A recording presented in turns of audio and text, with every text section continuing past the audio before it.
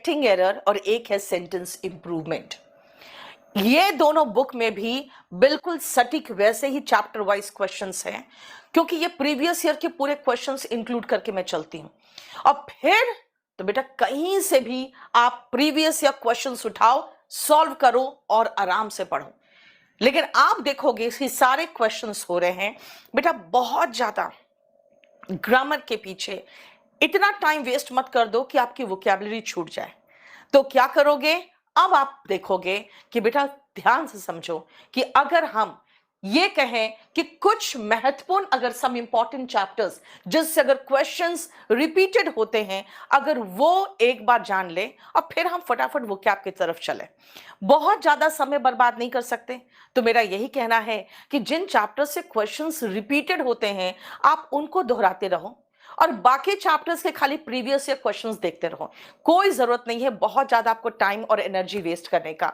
याद रखिएगा कुछ चैप्टर्स है जिनसे दोहराए जाते हैं। एक तो वर्ब है जहां पे कंफ्यूजिंग वर्ब से क्वेश्चंस पूछे जाते हैं, जैसे कि हैंग, हंग, हंग और हैंग, हैंग्ड, हैंग्ड के बहुत क्वेश्चंस आए हुए हैं। एडॉप्ट, एडेप्ट, अडैप्ट पे बहुत क्वेश्चंस आए हुए हैं।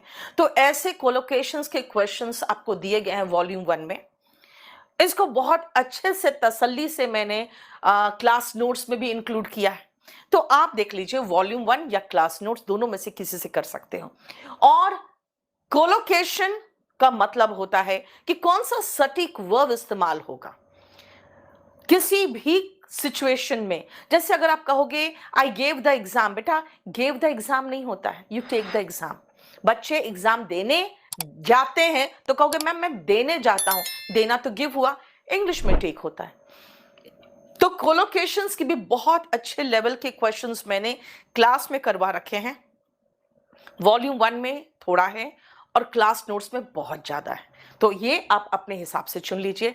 टेंस से बहुत क्वेश्चन रिपीट होते हैं, कंडीशनल सेंटेंस से बहुत कई बार क्वेश्चंस आया है। मात्र 3 स्ट्रक्चर है बेटा, वही 3 स्ट्रक्चर से क्वेश्चन दोहराए जाते हैं, यानी इनसे तो क्वेश्चन लड़ेगा ही लड़ेगा। उसके बाद अब क्वेश्चन टैग से क्वेश्चन आता है तो वो आप बहुत आसानी से कर लोगे। अगर आप क्वेश्चन टैग के बाद देखो तो सब्जेक्ट वर्ब एग्रीमेंट, जिसको हम सिंटेक्स कहते हैं, इसमें इंग्लिश मीडियम वाले बच्चे भी बहुत मिस्टेक करते हैं, इसीलिए इससे हम क्वेश्चन देखते, क्वेश्चन आता है तो वो आप बहुत आसानी से कर लोगे। अगर आप क्वेश्चन टैग के बाद देखो तो सब्जेक्ट वर्ब एग्रीमेंट, जिसको हम सिंटेक्स कहते हैं, इसमें इंग्लिश मीडियम वाले बच्चे भी बहुत मिस्टेक करते हैं, इसीलिए इससे हम क्वेश्चन देखते हैं एग्जाम में और आते ही हैं। पैसिव वॉइस बहुत इंपॉर्टेंट चैप्टर है, लेकिन पैसिव वॉइस से 20 क्वेश्चंस आते थे मेंस में, जब मेंस होते थे 200 क्वेश्चंस के।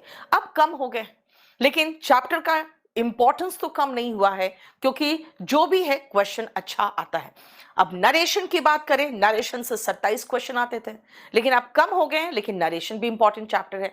और याद रखना मैं इसलिए कह रही हूं कि इनसे क्वेश्चंस आते हैं और क्वेश्चंस आराम से बनते हैं। ये भी नहीं है कि क्वेश्चन बनेंगे नहीं, बड़े आराम से बनेंगे, सिर्फ वॉल्यूम 1 कवर कर लोगे तब भी। लेकिन कुछ ऐसे चैप्टर्स हैं जब मैं पढ़ाती हूं तो मैं सीधा कह देती हूं कि ये अनंत चैप्टर है, अनंत है इसका, क्योंकि इसका प्रेपोजिशन एंडलेस हो जाता है। इतने फिक्स प्रेपोजिशन है, इतने इडियम से रिलेटेड प्रेपोजिशन है, इतने सारे प्रेपोजिशन, कई छोटी छोटी चीजें हैं बारीक, जिससे क्वेश्चंस आते रहते हैं। नाउन अगर देखोगे तो सारे वन वर्ड सब्स्टिट्यूशन तो नाउन में ही आ जाते हैं, इसीलिए नाउन और प्रेपोजिशन अनंत है। तभी तो मैंने कहा कि भाई कुछ चैप्टर्स जहां से रिपीटेड होते हैं क्वेश्चन, इनको करिए और रिवीजन करते रहिए। बाकी आप प्रीवियस ईयर क्वेश्चन पेपर से आप प्रैक्टिस करिए। समझ में आया?